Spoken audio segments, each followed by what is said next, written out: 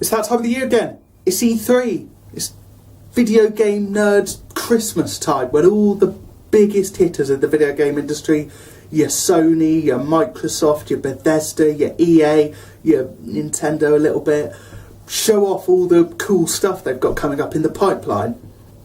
Now, E3 kind of officially begins sort of next week, but EA have kind of kick-started it with their own presentation, and surprisingly, it was actually quite good. EA haven't had the best press recently. I mean, they're very known for kind of cutting their games up, throwing in season passes, microtransactions, day one DLC. They haven't been as beloved as CD Projekt Red, let's put it that way. And recently there was the release of Mass Effect Andromeda by BioWare, which, let's be honest, really didn't live up to the Mass Effect name. The first 3 games, except for the ending of 3, were really good, and Mass Effect Andromeda, it felt like it should have delivered so much, and yet it was released and it was buggy as hell. Those facial animations, I mean, when I'm better looking than the main characters, when I am more better with my words than my face is tired, you know you've got a problem. And it's been several months since the release of Andromeda.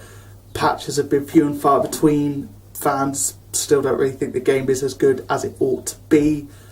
And yeah, EA hasn't been the most popular company in the video game industry lately. However, fingers crossed, it seems like they've kind of learnt from their mistakes. But, I mean, it's too early to say. They could still mess this up. However, their conference last night was really, really good, okay? There was no bullshit. They just came out.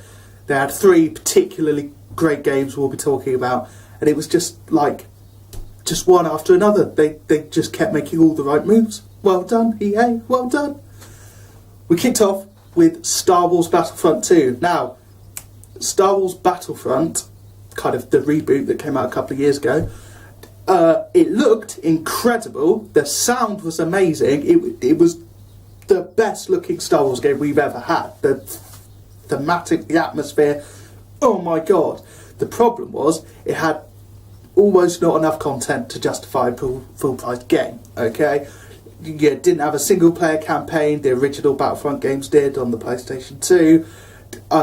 I mean, there was season passes and deluxe editions and just so much rubbish that just hampered it.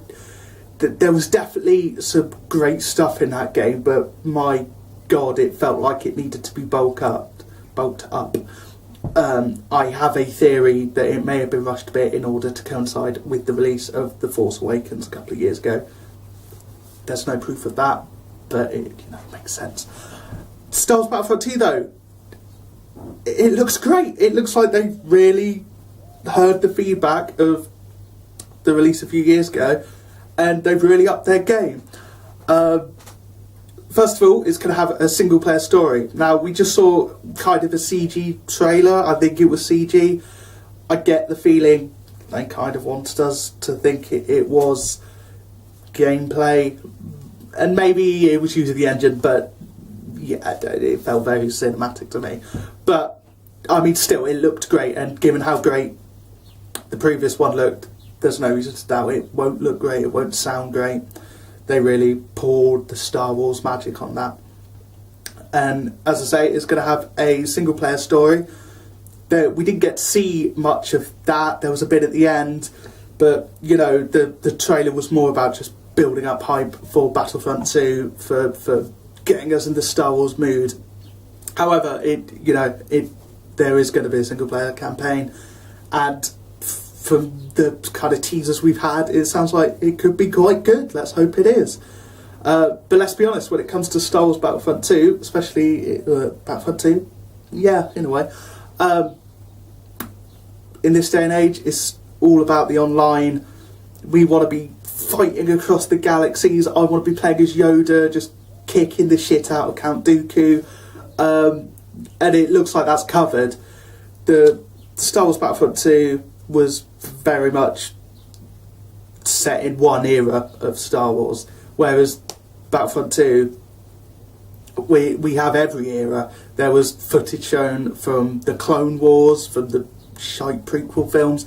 We saw stormtroopers from the original films, and then we saw, Kylo Ren duking it out with Rey from, the new era of Star Wars. It looks really good, and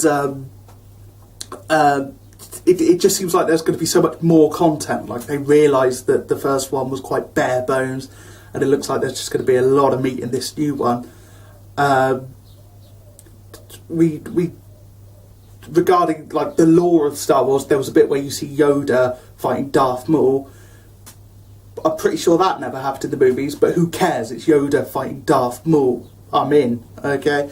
I was astounded at the lack of pre-order incentives. No, like, oh, pre-order it and you'll get the other half of the game that we made, but we're not going to give to people unless they pay us lots of money. The only pre-order incentive I saw was that if you pre-order it, you'll get early access to the beta, which really isn't too bad, I don't think. I mean, if you're interested in Star Wars Battlefront, you think you're going to buy it, then you want to get in on the beta, get a bit of skill in before it goes live. Fair enough. If you would rather wait for reviews, I don't feel like you're really missing out on anything. It's not like you're not going to have some content by not pre-ordering the game. So, I don't have too much to complain about that. It's also been stated, amazingly, that the DLC will be free for people who either have EA Origins, PlayStation Plus account, Xbox Live, or, PC gamers on Steam, I assume, or, EA. The DLC will be free, which blows my mind. I mean, that's incredible. Not even just for EA, for most AAA game companies these days. That means that the player base online won't be split up by people who have purchased map packs and people who haven't. Everyone will be on an equal playing field. Does that mean that all expansions, will just multiplayer maps be free? Or does that mean if they release like single player expansions, will they also be free? So far it seems like the answer is yes. I wouldn't be surprised if maybe there are some things you have to pay for, but it really seems like EA is making an effort to ensure that everybody's on a level playing field, that there isn't going to be so much DLC and things, this and that you have to buy, and giving you the feeling that you sort of spent 40 quid on an incomplete game. And that's brilliant. I so love that. That's fantastic. That's CD Projekt Red good. Have I mentioned I'm a fan of them? Yeah, fantastic. Looking at my notes. Yeah, it really felt with EA's conference like they didn't apologise, obviously, but they really seem to want to give the message to gamers that they know they haven't been popular recently and they understand why. And I don't want to jinx it, but it seems like they're trying to turn that around by being more consumer friendly to gamers, and I think that's brilliant. And I think when companies do that, it's not just good for gamers, it's good for them, because it builds trust in the video game community with them. It makes you want to buy their games. It makes you, if they release like an expansion or something for a bit of money, it doesn't make you feel like you're ripped off because they've given you free stuff in the past. And I really hope EA follows that. I really do. A new IP was announced called Anthem, being developed by BioWare Edmonton, who are responsible for the original Mass Effect trilogy and the original Dragon Age. Okay, not Mass Effect Andromeda. That was done by BioWare Montreal, and they fucked it up.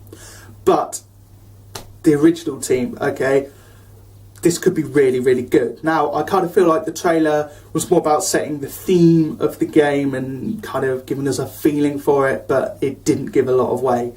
Starts off like Donald Trump's wet dream, massive wall guarding humanity, very kind of Game of Thrones, Attack on Titan, you know, and within those walls humanity lives, and outside there's just this wild world with seemingly these beasts or monsters, and presumably players will go out into this world for whatever reason and explore it. As I say, the trailer, very kind of broad strokes. We'll probably see more of it during E3. I think more of it's going to be shown at the Microsoft conference, so look out for that. But yeah, good so far. Hard to really pin down an opinion on it, but it certainly looks promising. The only thing I can kind of, I'm a bit worried about is it seems to be taking a lot of ideas from other established popular franchises. Now, that's kind of unfair for me to say, given how little we've seen of it. But, you know, when I saw the lush kind of jungle wilderness around the walls, I was kind of reminded of Horizon Zero Dawn. There appears to be mech suits, which reminded me quite a lot of the power armour from Fallout. And then, as I say, you have like a big wall. Walls are so in popular culture right now. You've got your Donald Trump, your Game of Thrones, your Attack on Titan. But again, I mean, it's unfair of me to judge it, and I'm not saying it's ripping anything off. But I'm interested. That's the point of a reveal trailer, to get people's interest. And I look forward to seeing more details on it in the near future. Sorry about that. Video camera cut out because I'm an idiot and I forgot to charge it. Anyway, as I was saying, the name, Anthem, what does that mean? It's like a sacred piece of music, like a national anthem. The trailer didn't give any details away, but I wonder how that will relate into the story of the game. But anyway, yeah, looks great. I thought it was a great reveal, and I look forward to seeing more details on that. Last but not least, we have A Way Out, and oh my god, that looks so good. I mean, it's made by the same developers who made the indie game Brothers, A Tale of Two Sons, which is great and you should check out. And basically it's a Prison Break style game. Kind of looks like it was maybe set in the 70s, judging by the sideburns. And it's about two guys who are trying to break out of prison. And it's been announced as a co-op game. Now, I don't know if that means it will only be co-op. Whether there will be a single player option, I'm not sure. But, I mean, we always are asking for more co-op games we can play with our friends. And this seems it. And I think a prison break setting is such a good idea for a co-op game. You could work together with your friend to get out. I think it could well have that kind of multiplayer part of Portal 2 vibe, where you're working together with friends to overcome puzzles and stuff. As I say, I hope it has a single player mode announced. If it does, I really hope a lot of effort has gone into making the AI of the NPC really good, because there's nothing more annoying, especially a sort of puzzly game like this, where you have an NPC who just has the intellect of a potato. It will be so annoying if you're trying to escape and you're doing everything perfectly, but then your idiot mate sounds off the alarm because the AI is rubbish. But yeah, I mean, it looks great. It was a good looking game, don't get me wrong, but I get the feeling it doesn't quite have the same budget behind it, a huge development team. As I said, it's being made by the developers of Brothers, A Tale of Two Sons. So, you know, it didn't seem quite AAA, but definitely, you know, looked good, and graphics don't count for anything. As long as the gameplay is solid, that's really what counts. Yeah, I mean, I really hope there is a good single player aspect to it, because God knows I don't have any friends to play it with. But yeah, I think if they play their cards right with this, it could be a really good hit, and it seemed very kind of fresh. I can't really think of any other games around at the moment similar to it, you know. And yeah, I think it looks like another solid title, another great IP. That's always the best part of E3, is announcing new IPs, not just games we already know about. And yeah, I think EA have really done a great job kind of kicking off E3. I feel like they seem to have taken on board the criticism over the past few years, and hopefully, I don't want to jinx it, but hopefully this is turning over a new leaf for EA, and hopefully we will start to see them being more consumer friendly, which is a great thing, not just for video game nerds such as myself, but for companies. It's good when their consumers trust them, because it means they'll be more willing to spend money on them, you know. And yeah, I mean, I think it's been a great kickoff, and I look forward to seeing what we'll see from the likes of Bethesda and Sony and, you know, Microsoft over the next few days. And if you're not in America, then you'll know that due to time differences, some of the conferences are on in the very early hours of the morning or very late at night at very strange times. Here in Britain, I think Bethesda's conference starts at 5 a.m. for me, so I'll be staying up and covering that so you don't have to. So if I look pretty tired, you'll know why. But anyway, stay tuned. I'll have more videos up going over what's been announced. Yeah, as I say, so far, good start, strong start, and let's see what's coming up next.